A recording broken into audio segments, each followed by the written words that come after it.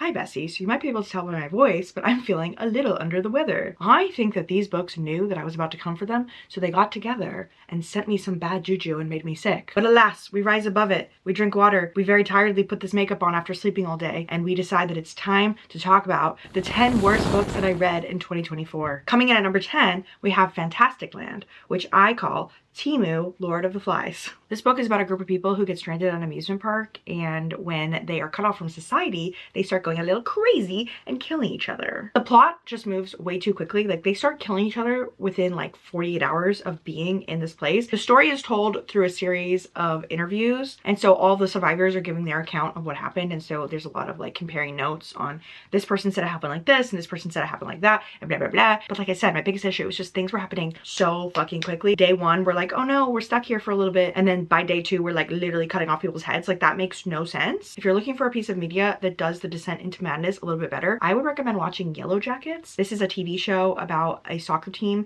that crashes in the middle of the woods and they are stranded, and so slowly but surely they get pushed to doing cannibalism, but it takes a long time in the show. Like, we all know that it's building towards that, but the show takes its time in kind of getting us there, and I think I appreciate that a lot more because it feels more like psychological, more interesting. This book just felt like we were trying to have like shock value and like really violent really quickly, and it just kind of gave me the ick. Like, I did not enjoy it. Like, I'm usually okay with violence in books, but there was something about this where it just didn't feel earned. Not to say that violence against anyone is earned, but you know what I mean? Like, I just feel like, how did we get from A to B? Like, how did we get here? This happened so fast. Coming in at number 9, we have Before I Go to Sleep, aka this book put me to sleep. This is one of those books where the entire time I was reading it, I was like, I feel like this is written by a man. But the name on the cover is androgynous, and I feel like the author did this on purpose because he wanted us to think that he was a woman, because the main character in this book is a woman, but the way that she's written, I was like, a man wrote this. I know he did. In this book, we're following a woman. Don't remember her name, so I'm just gonna call her Joanna. Could I look up her name on Goodreads? Yes, but I'm not going to. Anyway, Joanna, every day that she wakes up, she has no memory. It's giving very much 50 First Dates. And there's a man living in her house, and he's like, hi, I'm your husband. But something about him is just not sitting right with her. She finds a journal in the closet and she starts reading through it. And her past self has been writing to her. So every day she's putting in more information so that she can get her memory. And so we are reading her diary as she does this. Something that really irritated me about the way that this woman is written is that every day that she woke up and saw that she was older than she thought she was, because she doesn't have memories past like her 30s. So she sees herself in the mirror and she's now like in her 50s, and she always talks about like how saggy her boobs are and how bad she looks. And I'm like, only a man would write that. Like, I just don't know if that's the first thing that a woman would notice when she wakes up. I mean, I guess maybe if like you were expecting to be young, but it's just really odd that he hammered that point home over and over and over again. She was just kind of a loser too. Like, yeah, like I get it. She had no memory and that's tough, but like she was always just like, oh my God, I'm so scared. What do I do? And she just like had no agency, and she was just pushed around between characters, because there's also this like doctor character that keeps showing up and like telling her what's what, and then the husband keeps telling her what's what, and there's just a lot going on there, and I didn't like it. I didn't like it. It was boring. And the number 8 slot, we have Sicko by Alma Jones. The alternative title for this is What Are You Doing, Stepbro? I read this for one of my romance videos, and the genre was motorcycle clubs. And let me tell you, this book is so incoherent. I had to read someone else's Goodreads review to make sense of what I read. We're following this girl who gets adopted by this really wealthy family that has an only son that wants a companion. And so they grow up as best friends. He's like her older brother, but he's always had the hots for her. Like, it is established very early on that he wants her really bad, and it's very uncomfortable because the book opens with her being underage. He's like 18 and she's, I think, like 15 or 16, and then we flash forward and he goes off and he joins like a motorcycle gang, and they haven't seen each other in multiple years, and she has been taken in as like a sex slave to this random guy. But then the adopted brother is also very abusive to her, but she also wants him. And so there's this weird like push and pull. There's also like a sex club involved. The plot is very convoluted. I actually don't understand how there's so many people that have given this book 5 stars, because this truly felt like a word salad. The main characters are not blood related, but they really wanted to drive home that they considered themselves brother and sister. Like, they constantly are like brother, sister, brother, sister. And so I'm like, okay, are we going into the fact that they're adopted and not related and they can fuck or not? Coming in at number 7, we have Local Woman Missing. My title for this is I Want This Book to Go Missing. This is one of those thrillers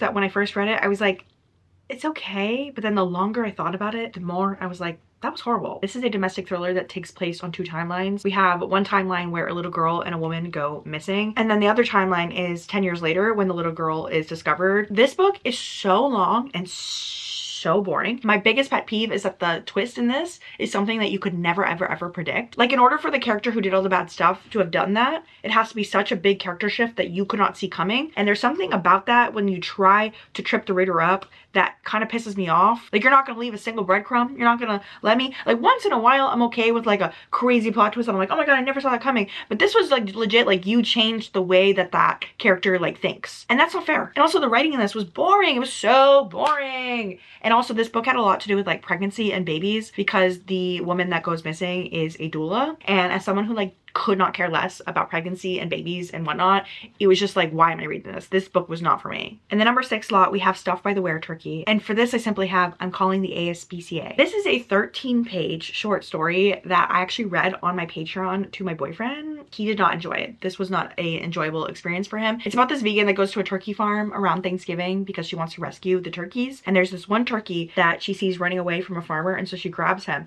and brings him home. But when she brings him home, he actually turns into a man.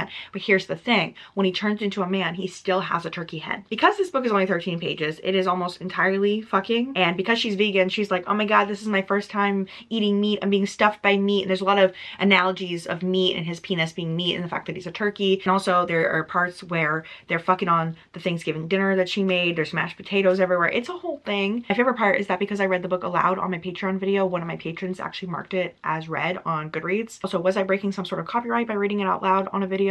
Probably, but it's behind a paywall, so catch me if you can, motherfuckers. Coming in at number 5, we have Diavola, which I'm calling Go Piss Girl. Imagine the absolute worst white family you know going on vacation to Italy, and you'll have the characters of this book. We've got this family that quite literally hates each other, and they rent out this house in the countryside of Italy, and the house is haunted. And there is a ghost there that is kind of trying to, you know, break the family apart, do some scary stuff. The main character has a weird connection with the ghost, and the ghost kind of like takes her over at one point. And the reason I'm calling this Go Piss Girl is because one thing you need to know about this ghost is that she had piss colored hair. The amount of times that this book referenced that she had piss colored hair was a lot. It was a lot. And to be quite honest, that was probably the scariest part of the book. Like, does the ghost know about toner? Who can know? Listen, when I'm reading horror, I am okay with unlikable characters, but these characters took it to another level. Like, there's literally a scene where the main character is in a church with her sister, and her sister is shaming her for getting an abortion really loudly. And it was such a random scene that did not make sense for the pacing of the book that it made me feel like maybe Jennifer Thorne just wanted us to know that she was pro-life. Like, it was so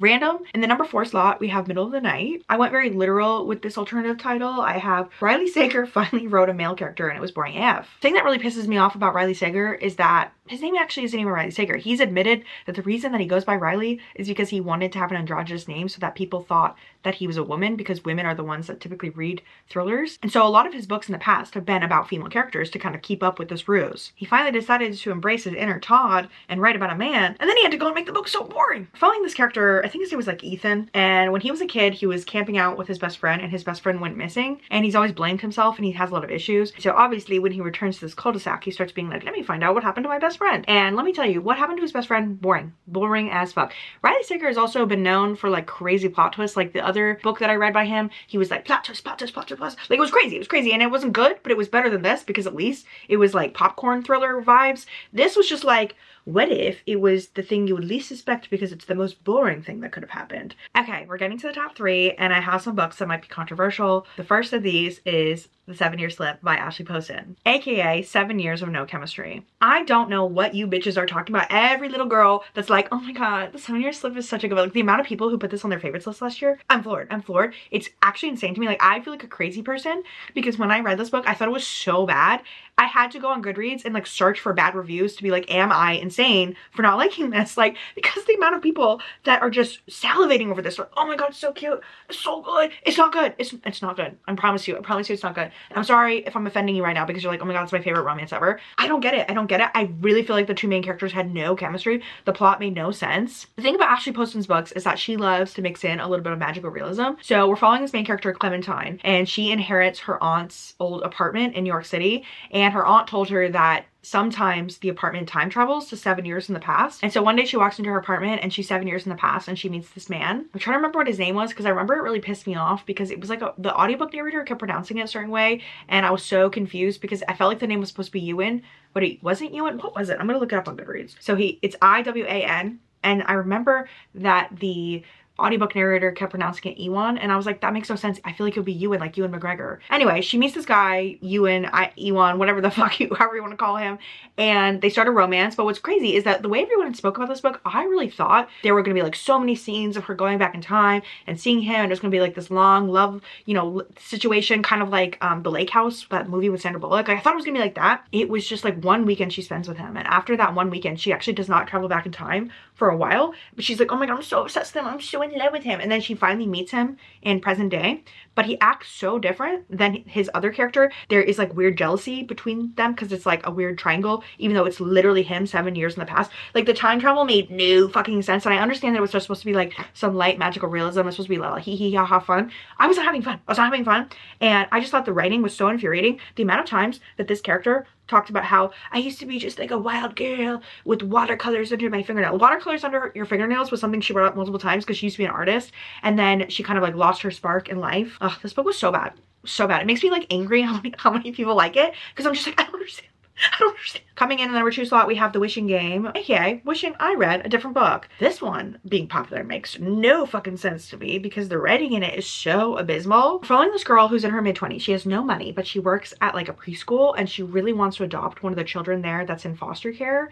And it's a very weird and unprofessional situation because she tells the little boy all the time, I'm gonna adopt you and be your new mommy. Social services obviously keeps being like, you don't have your own house, you don't have money, like you don't have enough to be able to adopt this little boy. So it's like a really weird energy. But then she's always been a fan of these childhood books, kind of like the Magic Tree House vibes, and the author is a little bit of a recluse, and he finally comes out saying he's publishing a new book after like 20 years or something, and he invites some people to come to his island to do this like competition, and whoever wins will get the rights to his like newest book, if that makes sense. And so she gets invited to come, and then we find out that all the people that were invited have some sort of connection to him, because when she was a kid she actually tried to run away from home and go to his island.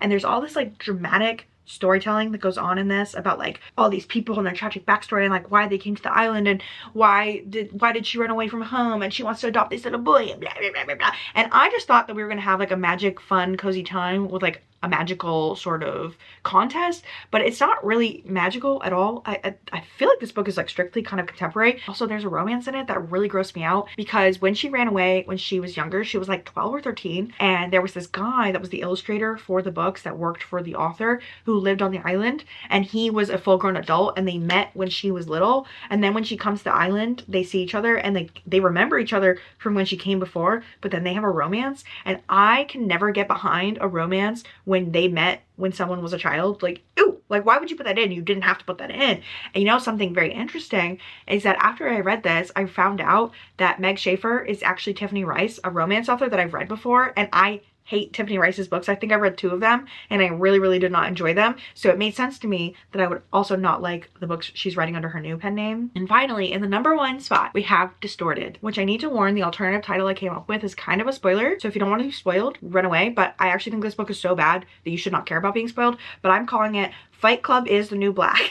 I also think like Walmart Fight Club or Dollar Store Orange is New Black would work, but I obviously already made the Temu reference with the Lord of Flies. But this book wants to be good so bad, and it's unbelievably horrible. So this is a forbidden romance between a prisoner and a prison guard. By the way, our main character, he goes to solitary confinement a few times, and there's a guard there that gets really obsessed with him, and so they start, you know, having a relationship. But at first it's very much non-consensual. This book is for the CNC girlies. If you like consensual non-consent, this is for you. To be honest though, I feel like calling it consensual non-consent is kind of generous, because from the majority of it, it is not. It takes a while for the main character to get on board with it. Also, this book is like weirdly homophobic for being a gay book, because the main character has never considered himself like bisexual or gay, and so he's always like, I'm not an F slur. I'm not an F slur. And like the F slur is in the book multiple times. Also, another thing that pisses me off about this book is that the author thought the twist was so good. I actually already alluded to it with the alternative title, but she thought she was so slick with it that she actually has a foreword at the beginning of the book where she's like,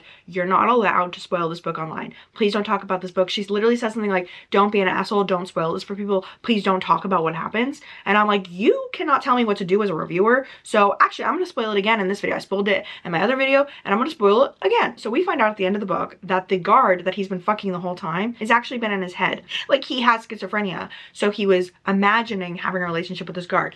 But it just so happens that when he goes to Mexico, the guy who is the guard, like, because he did meet the guard on like day 1 of being in prison, he met him, and then the guy quit and then didn't work there anymore. So he was like in his brain, and he made up like a fictional version of him. And so then they meet in person in Mexico because the guy's on vacation with his wife. And it just so happens that he is an oppressed gay man. And so then they have a new relationship, and he's like cheating on his wife, and it's like a whole thing. And they live happily ever after, and they get a dog, and they live in Mexico for the rest of their days. I take great pleasure in spoiling this book because of how much the author said that I wasn't allowed to. Listen, if authors don't want me to spoil their books, they better make me sign an NDA before I read them. If you made it to the end, feel free to use one of those emojis that represent being sick. And also, if you're interested, I actually posted another video on my Patreon where I went over my dishonorable mentions. So if you want to hear me rant some more about books, I actually went through another 10 books that I really didn't like this year that didn't quite make it to my worst list. So you can head on over and see that. Also on my Patreon, we have lots of other exclusive content like reading sprints and vlogs and readathons and all that jazz. And I thank you all so much for watching. You're all beautiful. Have a nice day.